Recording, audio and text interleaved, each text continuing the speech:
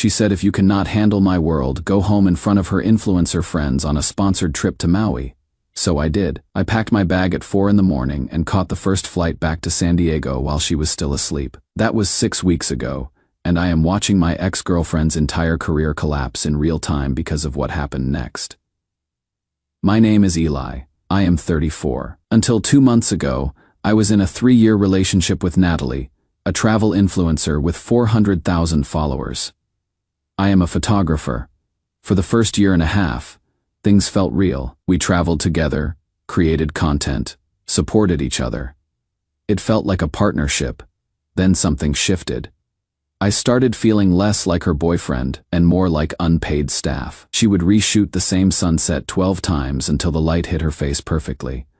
If I suggested we skip a photo op to actually enjoy a moment, she would get cold. When we were not working on content, she barely looked at me. When I brought it up, she said I was being dramatic. The Maui trip was supposed to be a reset, a luxury press trip sponsored by a big travel company. 6 influencers invited, plus partners. Day 1 was standard influencer content. Day 2 is when everything unraveled. We went to a private beach for a sunrise shoot. The brand hired a PR coordinator named Chase to manage the group.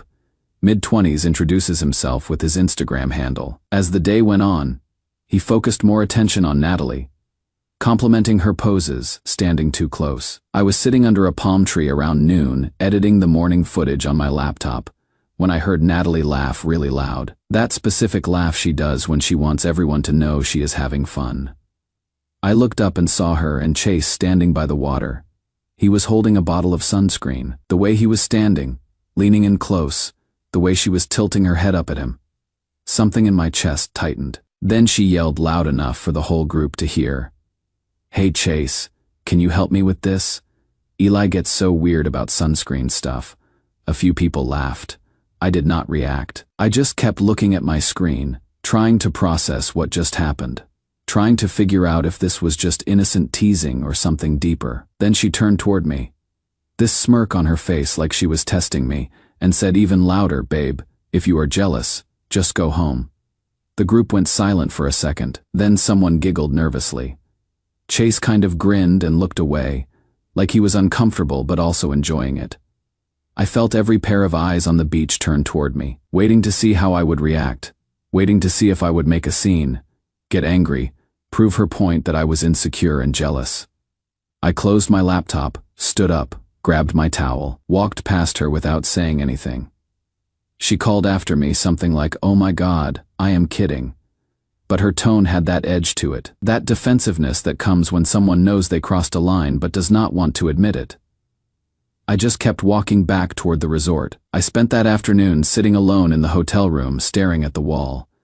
My phone buzzed a few times. Messages from Natalie in the group chat, probably explaining away my absence. I did not look. I just sat there replaying the moment over and over. The way she said it. The way everyone laughed. The way I felt in that moment. Small, disposable, like a punchline. Natalie came back around 6, annoyed that I had missed the afternoon activities. She said I was being childish, that I was embarrassing her in front of people she needed to impress, that everyone was asking where I went and she had to make excuses. I told her I was tired. She rolled her eyes and left to get ready for dinner. Not once did she ask if I was okay. Not once did she apologize. She just made it about her, about how my feelings were inconveniencing her brand. While she was in the shower, I opened my laptop and looked at flights. There was a red eye leaving Maui at 5 the next morning. I stared at that flight for probably 30 minutes, my cursor hovering over the purchase button. Part of me thought this was insane, that I was overreacting. That relationships go through rough patches and you work through them. You do not just leave in the middle of the night like a coward. But another part of me, the part that had been getting quieter and smaller over the past year and a half, was screaming that this was not a rough patch. This was a pattern. This was who we had become. Her needing an audience for everything, even her relationship. Me shrinking into the background, holding the camera, keeping quiet, pretending it did not bother me. I clicked purchase. The confirmation email hit my inbox. There was no going back now. Then I started packing my bag, quietly, while she was doing her makeup in the bathroom, folding my clothes. unplugging my laptop charger, moving like a ghost through a room that suddenly felt like it belonged to someone else's life. She left for dinner around 8 without asking if I wanted to come. Did not even look back when the door closed. The sound of her heels clicking down the hallway, getting quieter. Then gone. The door clicked shut, and I just sat there on the edge of the bed, feeling like the biggest coward in the world. But I also felt something else. Relief. Like a pressure valve had finally released. Like I had been holding my breath for 18 months, and only now remembered how to exhale. I set my phone alarm for 3:30 in the morning, lay down fully clothed on top of the covers, stared at the ceiling, did not sleep. When the alarm went off, I got up in the dark, grabbed my bag, and stood at the door for a minute, looking back at the room. At her stuff scattered everywhere, her ring light set up by the window, her outfits laid out for tomorrow's shoot, evidence of a life I was no longer part of. I almost left without saying anything, but that felt cruel in a different way. So I wrote the note. I left the hotel at 4 in the morning, wrote her a note on the resort stationery. You wanted me to go home. I am just listening. I left it on the nightstand next to her phone charger. Then I took an Uber to the airport, turned my phone off mid-flight, and tried to sleep. When I landed in San Diego and turned my phone back on, I had 63 missed calls. Natalie's last message said, "You are ruining everything. Call me back now." I did not call back. I went home, unpacked, tried to figure out what next. That same night, someone from the group posted a video. 15 seconds of Natalie yelling, "If you are jealous, go home with me," walking away in the background. Caption, "When your boyfriend cannot handle your success." It went viral. Millions of views in 48 hours. But comments were not on her side. People asked why she would humiliate her partner publicly. Her followers dropped thousands daily. Brands pulled deals. The travel company suspended her partnership. I did not post anything, just untagged myself from her photos and went dark. Then 2 days later, I posted one sunset photo caption. "Respect is quiet, disrespect is loud." That post got more engagement than anything I have shared. My followers doubled in 5 days. Strangers sent support. People said they understood, that I did the right thing. Now, 6 weeks later, I am watching Natalie lose sponsorships, move back home, watching her public persona crumble, and I cannot shake the feeling that maybe I overreacted. Maybe if I had stayed and talked like an adult, none of this would have happened. Did I do the right thing? Or did I let the internet destroy her for me? Update 1. It has been 2.5 weeks since Maui. Things have gotten messier, and I am understanding how deep this goes. After I posted that sunset photo, my DMs exploded. Brands I worked with years ago reached out. One outdoor gear company wanted a campaign around quiet confidence. For 3 years, I was invisible in Natalie's content. Now people saw me as my own person. Meanwhile, Natalie's world collapsed faster than I realized. The travel brand terminated her partnership completely and asked for repayment of trip costs because she violated a professionalism clause. One of the other influencers told me this privately. That person also sent screenshots of a group chat from the night I left. Natalie was trashing me, saying I was insecure, that I had baggage from my past that made me too sensitive, that she was tired of babysitting my feelings. Chase replied with laughing emojis. But one of the female influencers called her out, said what Natalie did was cruel, that she would be mortified if her partner left mid-trip. Natalie said I would get over it. They also said Natalie had been flirting heavily with Chase the entire trip, even before the sunscreen incident. That confirmed something I had been trying to ignore for months. I was not just an accessory. I was a placeholder until someone better came along. The beach video kept spreading. TikTok to Twitter to Instagram Reels. Someone made a reaction video that got picked up by commentary channels. Comments were ruthless. A hashtag trended for 2 days about boundaries and walking away from disrespect. Then Chase posted a statement defending Natalie. Long Instagram story about how the video was out of context. Within hours, someone leaked their DM's flirty messages. Inside jokes. One from her the day after I left. At least now, I do not have to pretend anymore. When I saw those screenshots, I felt sick, not heartbroken, but realizing how long I had made excuses for her. Natalie posted an apology video. Crying. No makeup. On her bed, talking about mistakes and public pressure. People saw through it. Comments asked why she was apologizing to the internet instead of to me directly. She had not messaged me since that first night. No apology, no real conversation, just silence. Until 3 days ago. I was editing photos when my phone buzzed. Text from Natalie, "Can we talk, please? I am staying at my mom's in Sacramento. I just need to explain." I did not respond right away. Eventually, I replied, "I do not think talking will fix this." She called immediately. I let it ring. She called again, then sent a wall of text about her terrible mistake, about career pressure, about missing me. I did not block her, but I did not respond either. Days later, a journalist emailed me, writing about masculinity and emotional intelligence in modern relationships, wanted to interview me. I said yes. We talked for an hour, about my firefighter background, about losing my friend in that fire, and how it changed how I saw conflict, about rebuilding my life around something quieter, about realizing Natalie and I wanted different things. She asked if I regretted leaving. I said no. Only that I did not leave sooner. The article came out yesterday, shared everywhere, people quoted. I did not leave to punish her. I left because staying would have meant pretending I was okay with being treated like that. And I am done pretending. My phone has not stopped. More brand inquiries, podcast requests, gallery exhibitions, life moving forward in unexpected ways. But it feels strange, like being rewarded for self-preservation. Natalie's Instagram is a ghost town, lost over 100,000 followers. Engagement nearly gone. Mutual friends say she is genuinely struggling, not just professionally, mentally. She broke down at her mom's last week, stopped posting. I do not feel good about that. I am not vindicated, just tired. Tired of being part of a story this public when I just wanted to move on quietly. But I know I made the right choice for the first time in 3 years. I can breathe. Update 2 weeks ago, Natalie showed up at my studio, unannounced. I was editing when I heard knocking.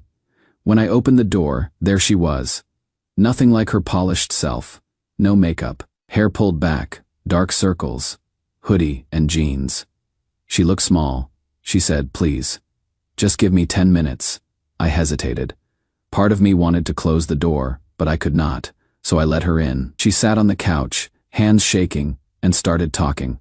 Lost everything. Brand deals, sponsorships, even her LA apartment because she could not afford rent. Most influencer friends stopped calling because associating with her was bad for their brands. Even her family struggled to understand. Her mom kept asking why she would humiliate someone she loved in front of strangers. I let her talk. Then she said, "Everyone thinks I am this shallow, mean person now, and maybe I am. I do not even know anymore." I finally spoke. "You are not shallow, Natalie. You are just addicted to applause. You forgot what it feels like to sit in silence and be okay with who you are when no one is watching." She started crying, real, ugly crying. Not the performed kind she did in her apology video. Not the kind with perfect lighting and carefully placed tears. This was raw. Shoulders shaking, face in her hands. The kind of crying that comes from something breaking inside. She said, "I just wanted you to fight for me. I wanted you to care enough to get jealous, to make a scene, to prove that I mattered to you, to show everyone that you wanted me." And that is when I realized how fundamentally we misunderstood each other. How completely we had been speaking different languages for 3 years. I told her, "I did not need to fight for you, Natalie. You were already mine, but you wanted me to perform for you, to compete for your attention, like it was a prize to be won, to put on a show for your followers and your friends, and prove my worth in front of an audience. That is not love. That is a transaction. That is content." She wiped her eyes with the sleeve of her hoodie, looked at me with this expression I had never seen before, something like recognition, like she was seeing me, actually seeing me, for the first time in months, maybe years. She said quietly, "I did not know that is what I was doing. I do not know who I am when people are not watching anymore, when there is no camera, no comments, no validation. I do not know how to just be." I said, "I know. That is why I had to leave, because I was disappearing trying to help you figure that out. And I could not save both of us." She looked at me for a long time, and then she said, "You never posted anything hateful about me. You could have destroyed me. Why did you not? I said. Because you did that all by yourself. It was harsh. I know it was harsh. But it was also true. She sat there for a minute, staring at her hands, and then she stood up. Before she left, she said, I really did love you. I just did not know how to do it right. I told her. I know. She walked out, and I have not heard from her since. A few days after that conversation, someone from Maui posted something new. Behind the scenes TikTok, caption, the guy who actually left when she told him to go home. Montage of moments from the trip. Me sitting quietly, me editing while they partied. The beach scene, me walking away. It went viral. Over 2 million views in 3 days. But the tone was different. Instead of mocking Natalie, people used it as an example of emotional maturity. Comments said, this is what boundaries look like. Another, he did not need to argue. He just left. That is real strength. It evolved into a cultural moment. People started using go home energy to describe walking away from disrespect instead of begging to be valued. My sunset photo became motivational graphics. Then a podcast emailed, legitimate one about modern relationships and emotional intelligence. They wanted me to talk about boundaries, about walking away, about redefining what it means to fight for a relationship. I said yes. The episode aired last week. We talked about my firefighter background, about how losing someone I cared about taught me that not every situation can be saved by staying and fighting, that sometimes the bravest thing is recognizing when something is beyond repair and walking away before it destroys you. We discussed Natalie too, not vindictively. I made clear I did not think she was bad. Just someone who got lost in social media validation, who stopped seeing people as people and started seeing them as supporting characters. The host asked if I forgave her. I said I did. But forgiveness does not mean reconciliation. It means I am not carrying it anymore. The episode blew up, shared thousands of times. People sent messages saying it helped them leave toxic situations, that it gave them permission to stop fighting for relationships that only drained them. My photography career transformed. Galleries reaching out. Magazines featuring my work. I started leading workshops. Small groups of trauma survivors or people recovering from difficult relationships who want to use photography to process what they have been through. It has become the most meaningful work I have done. Days ago, I got a message from one of the Maui influencers. The woman who called Natalie out in the group chat. She wanted to apologize for not speaking up more publicly. Watching everything unfold made her rethink her own relationship with social media and validation. She took a 3-month break from posting and realized how much self-worth was tied to numbers on a screen. She said Natalie reached out recently, that Natalie was thinking about stepping away from influencer work entirely. Going back to school or doing something behind the scenes. Something that did not require performing her life for strangers. I do not know if that is true or just another narrative, but I hope it is real. I hope she finds a way to be okay when no one is watching, because that is the only way any of us heal. I am in a good place now, better than I have been in years. Not angry, not bitter, just aware. Aware that I spent 3 years trying to be enough for someone who was never going to be satisfied because she did not know how to be satisfied with herself. Someone asked in the podcast if I would ever take her back if she changed. I said no, not because I do not believe people can change, but because I have changed too. And the person I am now knows what he deserves. Final update: my life looks completely different. Photography became full-time work, prints in 3 galleries across California. Published a series called Still Water focusing on quiet, reflective landscapes. Images that make you stop and breathe. It has done really well. The workshops grew too, working with a non-profit that connects trauma survivors with creative outlets. Weekend retreats where people learn photography to process grief, loss, anger. Most fulfilling thing I have been part of. Some participants became genuine friends.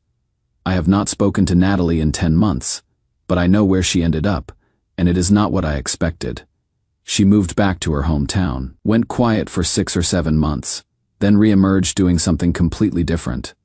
Started a small creative agency. Not influencer work. She helps nonprofits and community organizations tell their stories. Social media strategy, content creation, but focusing on amplifying voices that need to be heard, not chasing engagement. I found out because someone I know works with one of the organizations she helps. They said she is good at it. thoughtful and collaborative, does not make everything about herself. They had no idea about her past or Maui to them. She is just someone who knows how to build a story and get people to care.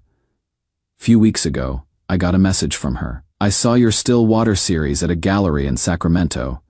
It is beautiful. I finally understand what peace looks like. I sat with it for days, then wrote back. Peace is not something you find. It is something you stop running from.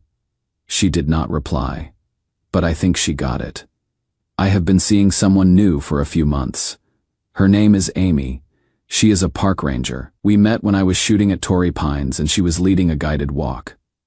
She is the opposite of everything I experienced with Natalie. Grounded, present, does not care about followers or branding or performing for an audience. When we are together, we just exist. We hike, cook, sit on her porch, and watch the sun go down without documenting it. First time she asked about Natalie, I told her the short version. She listened, nodded, said, "It sounds like you both needed to let go of each other to become who you were supposed to be." That was it. No drama. Just understanding. Last weekend, I drove to the coast at sunset, set up my camera facing the ocean. Tide was low, sky painted gold and amber. I clicked the shutter and stood there, watching the water. I thought about that day on the beach in Maui, the moment Natalie told me to go home, the moment I decided to listen. For 3 years, I had been trying to make myself smaller to fit into her world, trying to be supportive enough, invisible enough, useful enough. I thought love meant sacrifice. Maybe sometimes it does, but not the kind where you lose yourself. She told me to go home. So I did. And for the first time in a long time, I actually am home, not a place. Just a version of myself I can live with. One that does not need external validation to know its worth. One that understands respect is not something you beg for. It is something you require. And if someone cannot give it, the healthiest thing you can do is walk away. I do not regret leaving. I do not regret the fallout. I do not even regret the 3 years together because they taught me what I will never accept again.